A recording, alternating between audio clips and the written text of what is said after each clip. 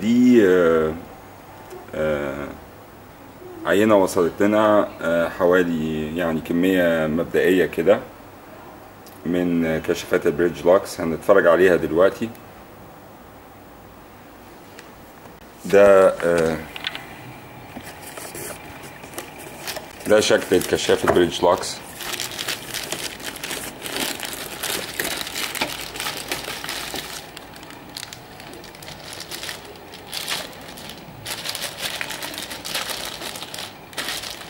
احنا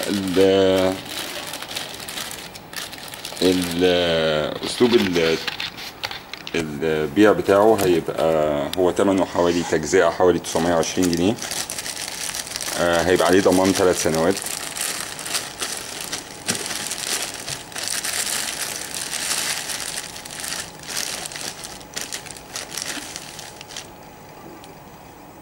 تمام.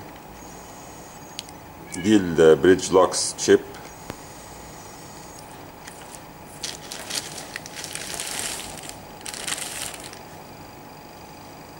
وده اللي ورا ده الادابتر، باور ادابتر بتاعه. الضمان هيبقى 3 سنوات شامل كل شيء. ده طبعا لان هو يركب على ستابلايزر. ده 50 واط بيدي 5500 لومن. يعني الكشاف المماثل ليه حاليا سعره حوالي 500 جنيه في السوق باللمبة بتاعته. الشباية دي المفروض بتعيش حوالي 50,000 ساعة تشغيل، يعني حوالي 20 سنة. التشيب دي هنشوف دلوقتي بيدي إضاءة قد إيه. أوكي. بس طبعا هي المشكلة في ان احنا مبنقدرش ندي عليه ضمان 20 سنة عشان الجزء ده احنا نتيجة لتذبذب الكهرباء ممكن طبعا يبقى له عمر افتراضي مثلا حوالي من الادابتر ده بيبقى مثلا هنقول 5 سنين مثلا او 6 سنين. اوكي. فعشان كده احنا بندي عليه ضمان 3 سنوات شامل كل شيء بشرط ان هو يتركب على ستابلايزر. طبعا الستابلايزر ال 500 واط يكفي حوالي 10 من دول. ستابلايزر ال 1000 واط اللي ثمنه رخيص يعني حوالي 100 جنيه و 150 جنيه يكفي حوالي 20 واحد من دول. اوكي.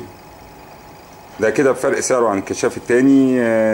يعني ده يجيب ثمنه في حوالي 4 شهور، يجيب فرق السعر في حوالي 4 شهور. الكشاف ده ابعاده حوالي 40 سنتي او 35 سنتي في 25 سنتي، يعني دي بعدها حوالي 36 سنتي، ودي حوالي 25 سنتي او 26 سنتي. تمام زي ما احنا شايفين.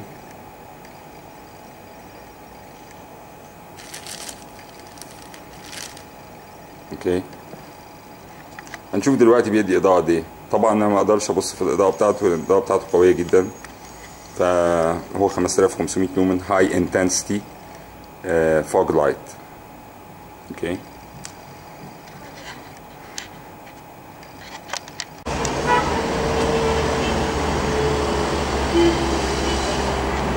الكشاف ده اهو راكب على الستابلايزر ده. الستابلايزر ده 1 كيلو، ده يكفي حوالي 20 واحد من الكشاف ده. طبعا بالنسبة للملاعب والمحلات ممكن تتخيلوا كمية توفير الكهرباء اللي هتحصل. 10% من الاستهلاك الحالي. يعني ممكن ننور مثلا ننور أماكن كتيرة جدا بعشر التكلفة حاليا.